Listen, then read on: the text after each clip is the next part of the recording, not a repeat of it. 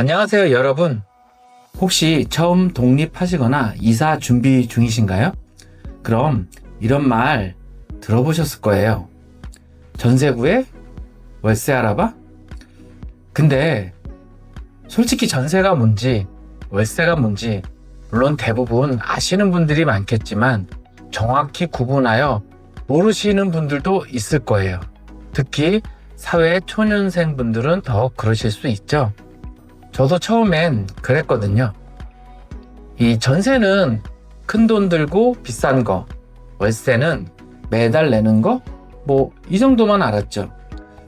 그래서 오늘 부동산 용어 하나도 모르는 분들도 딱 10분만 투자하시면 전세와 월세가 정확히 뭔지, 내 상황엔 뭐가 맞을지 확실히 판단하실 수 있도록 정리해 드릴게요.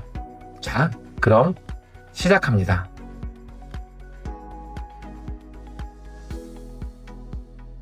전세부터 알아볼게요. 이 전세는요, 쉽게 말해서 큰 돈을 맡기고 집을 빌리는 방식이에요. 예를 들어서 이 집 전세 2억이에요. 2억을 집주인에게 맡기는 거고요. 기본적으로 주택은 2년 동안 그 집에 살 수 있습니다. 그리고 2년 뒤 나갈 때 2억 그대로 돌려받는 거예요. 이 핵심은 이거예요. 매달 돈 안 내도 됨. 나갈 때 보증금 돌려받음.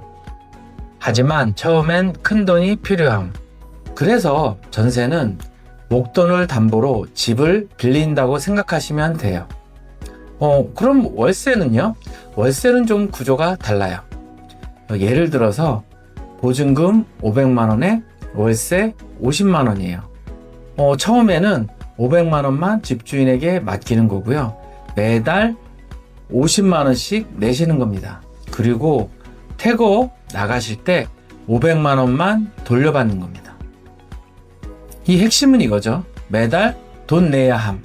그게 월세고요. 퇴거할 때 월세는 돌려받지 못합니다. 순수 지출이 되는 겁니다.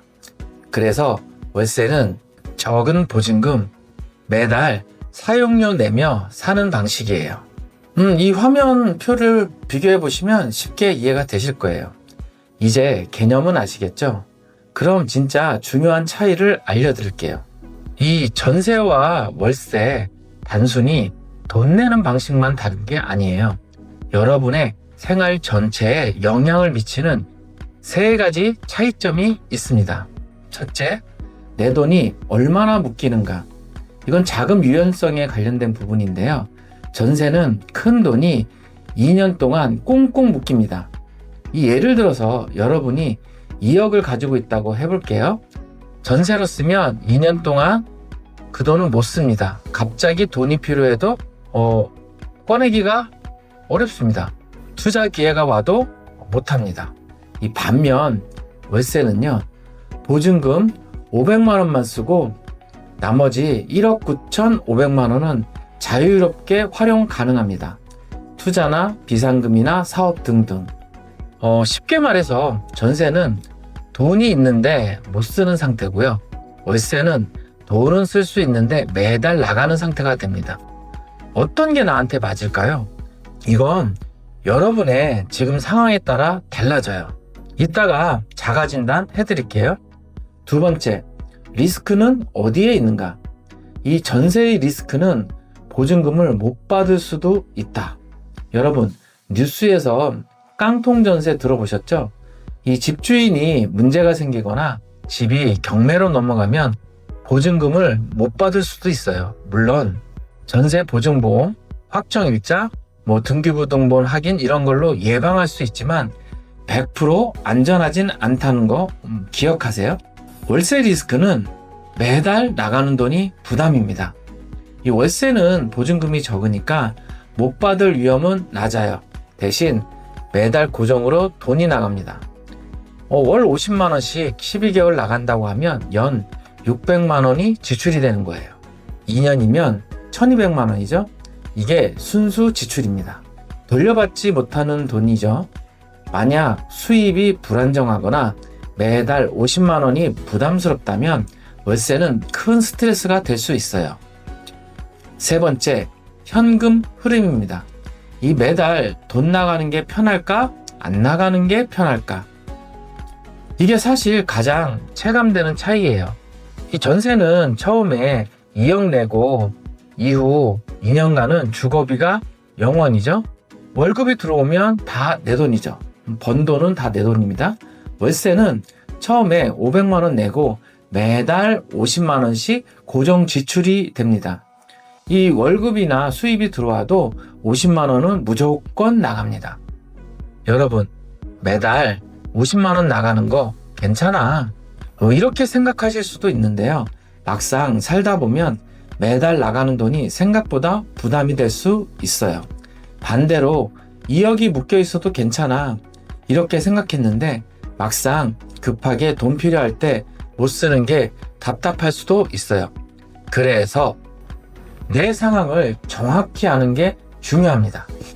자, 이제 여러분 상황에 맞는 선택을 해볼게요. 아래 질문에 한번 답해보세요. 전세가 맞는 사람이면 전세가 맞는 이런 분들은 전세를 추천드려요. 목돈이 있다. 최소 1억 이상. 장기 거주 예정이다. 최소 2년 이상. 매달 나가는 돈이 부담된다. 안정적인 직장 수입이 있다. 이직이나 이사 계획은 없음. 이 예를 들어서 김사회 씨라고 있다고 할게요. 나이는 약 27세고 지금 신입이겠죠? 현재 회사 근처 장기 거주 예정입니다. 부모님 도움으로 전세 자금을 마련했어요. 매달 돈 나가는 게 싫은 거죠. 최소 3년은 이 회사 다닐 예정이고요. 그러면 전세 선택. 김사회 씨는 전세로 2억을 맡기고 2년 동안 월세 부담 없이 살면서 나머지 월급으로 저축하고 있습니다. 그렇다면 월세가 맞는 사람, 이런 분들은 월세를 추천드려요. 목돈이 없거나 적다. 1억 미만.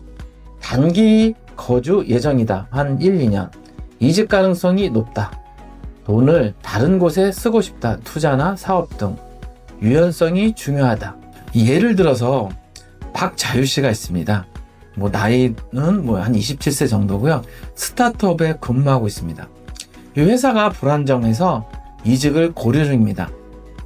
목돈은 주식 투자 중 1년 후 해외로 갈 수도 있습니다. 매달 60만 원 정도는 낼 수 있습니다. 그렇다면 월세를 선택하는 게 유리하겠죠. 이 박자유 씨는 보증금 1,000만 원에 월세 60만 원으로 살면서 나머지 돈은 투자에 쓰고 언제든 이사갈 준비가 되어 있어요. 이 화면으로 비교 정리한 거를 한번 살펴보세요. 자, 정리할게요. 전세와 월세는 좋고 나쁨이 아니라 여러분의 지금 상황에 맞는 선택입니다. 요약하자면 전세는 큰돈 맡기고 매달 지출이 없음, 장기 거주에 유리하고요. 월세는 적은 보증금, 매달 지출 있음, 대신 유연성이 높습니다. 이 선택 기준은 내 목돈, 거주기간, 현금 흐름 등을 고려하시면 됩니다. 여러분, 처음 독립하시거나 이사 준비하는 거 정말 어렵고 막막하시죠? 저도 그랬어요. 하지만 오늘 영상을 보셨으니 이제 전세와 월세는 확실히 구분하실 수 있을 거예요. 혹시 궁금한 거 있으시면 댓글로 질문 남겨주세요. 제가 직접 답변 드릴게요. 그리고 다음 영상에서는 전세 계약할 때 꼭 확인해야 할 5가지, 이것도 준비 중이니까 좋아요, 구독, 알림 설정 꼭 부탁드려요. 여러분의 똑똑한 집 구하기 제가 응원합니다. 그럼 다음 영상에서 만나요.